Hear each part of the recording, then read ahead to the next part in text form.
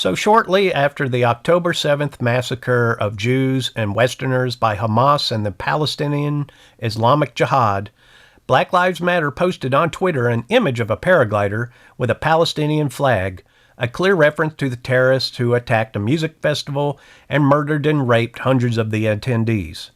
A lot of objections were raised to this. Humorously, some leftists appeared shocked, while practically all conservatives' posts in response were essentially, I told you so, or, why is anyone surprised? Is it really shocking that a group, and a coalition of like-minded groups who endorse rioting and assaulting white and Jewish people, pushing Asians in front of trains, and who call for the destruction of America, would be supportive of terrorist groups who murder, torture, and rape Jewish people, and white Westerners, among others? Surely you can't be serious. I am serious. And don't call me Shirley. These guys' racial hate has been ramped up to 50 since before they were BLM. Not to 50!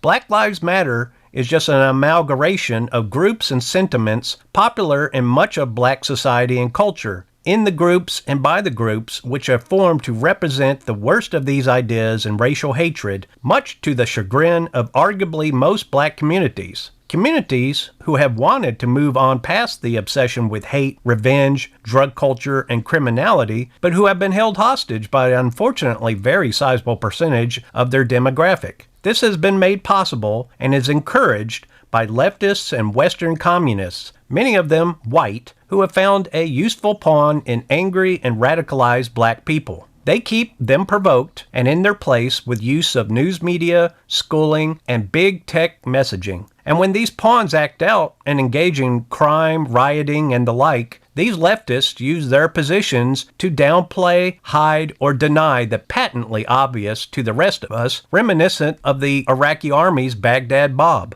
Christine, Laura, what you're seeing behind me is one of multiple locations that have been burning in Kenosha, Wisconsin over the course of the night. A second night since Jacob Blake was seen shot in the back 7 times by a police officer. And what you are seeing now, these images came and come in stark contrast to what we saw over the course of the daytime hours in Kenosha and into the early evening, which were largely peaceful demonstrations in the face of law enforcement. I want to be clear in how I characterize this. This is mostly a protest.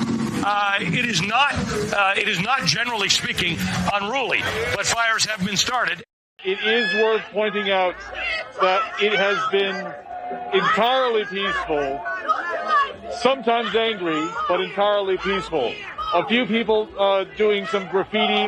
When others saw them doing the graffiti, they would shut them down, make them stop doing it. Bottle thrown, which is not uncommon. So there is some of that. But for the most part, they have been very, very peaceful.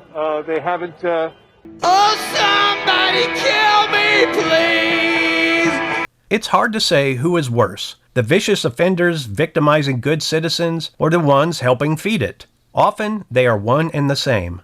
Add to this the removal of deductive reasoning, real national and international history presented with proper context, and observational skills from every level of education. These would be the means to effectively observe and evaluate the world and process information correctly, which may have led some of these people to notice the brainwashing by the left and the real haters. The online world was supposed to augur in a more informed world, and in part it has, but additionally has allowed not just the mass production of lies and misinformation, but also enabled the worst of society to have a disproportionately far bigger voice than it ever should have. If the Nazis had been armed with the internet in the manner of this day and age, you'd think that a third of the world were Nazis or white supremacists. The left wishes there were that many Nazis and white supremacists. They've been saying there are for decades. They need a great oppressor and boogeymen, and when that's not white people and conservatives, it is Jews and Asians. This will eventually extend to other groups, and even themselves, especially with the removal of their go-to scapegoats if everything goes as they wish. Hey, Darkstar. Yes, Miss Muffins? We have Winston wanting to join the conversation. Oh, hell.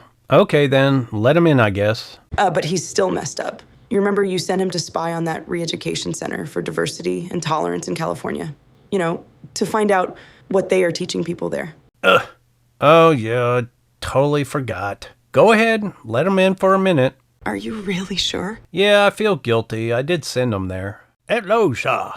Those be some mighty fine specimens there.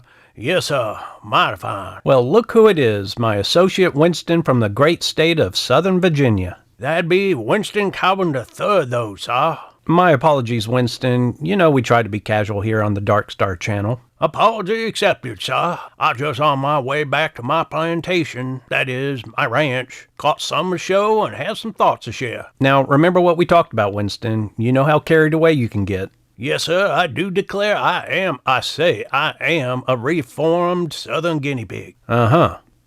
Well, I've been speaking about the whole Black Lives Matter topic. They've been endorsing Hamas and even excusing the rape and murder of Jews in Israel, praising it. Yes, sir, it'd be terrible. They're using some really horrendous language. Many of these black nationalist and black supremacist groups like the Hebrew Israelites and the Nation of Islam often talk about committing genocide, enslaving, raping, and robbing all white people, Jews, and Asians. They fantasize about it, though most still hide behind the rhetoric used by leftists and anti-white organizations. Some of their talking points, slogans, and exact language get repeated by people like Cori Bush and Ayanna Pressley. Yes, sir, I bet some of them be fine workers, though, sir. Yes, well, people need to realize what their goal is when they talk about decolonizing or redressing balance and equity. Both these hate groups and the leftists picking up these philosophies and agenda are ignorantly or purposely signing on to that. Well, sir, I think I have a solution to all this. Oh, you do? Yes, sir, if I be having a proper understanding of it, meaning these bad types are without jobs and just be having too much time on their hands. Why not give them some work to do? Well, I think that is only a tiny part of the problem. It's an intricate mesh of fatherless homes, cultural problems, Marxist influence, lack of positive structures, bad role models, among others. I'd venture to say that more jobs might be a good start, though, correct, sir? And if I just so happen to have openings for workers on my my ranch, and I... No, Winston, geez. I'm going to have to stop you there. Winston, I appreciate you stopping by, but we really need to move on. Really. Oh, well, thank you, sir. I need to be going anyways. As always, my cavalry saber is yours, sir. Good day to you and beautiful Miss Muffins. See you later, Winston. Goodness gracious, he doesn't even have a ranch. He lives in a 5x10 aquarium. It would seem the California Re-Education Center of Tolerance didn't convince him he is a racist and then cure him of it. They just convinced him he is a racist out of some movie or something. He wasn't racist before. Pretty sure they convinced him he's a white supremacist version of Foghorn Leghorn. That's the accent he's going with anyway. Yes, but badly. But let's move on. The Black Lives Matter group and people like them support Hamas because they all have, at least initially, the same goals: destroying the West and committing a genocide on whites, Jews, and anyone else who does not submit, convert, or roll over and die. It would seem that the useful idiots on the left believe they will be able to undermine their own country's civilization and people so much that the radicals they are provoking, enabling, and or importing en masse will spare them with mercy after a simple apology. It's not going to happen as they hope. Apology accepted. And it's not just the left and communists who rely on convincing a segment of society that they are oppressed, gin up anger, and then use them to accomplish goals of a very bloody conquest. It's been used in the Islamic world for a very long time. It is absolutely relied upon by groups like Hamas and Islamic Jihad. No Western society, if it is to survive, can allow such destructive forces to build and prosper or even to exist within their borders. We see worldwide the results of appeasement and accommodation, but it is not too late to end this and reverse the destructive trend. Now we know. And knowing is half the battle.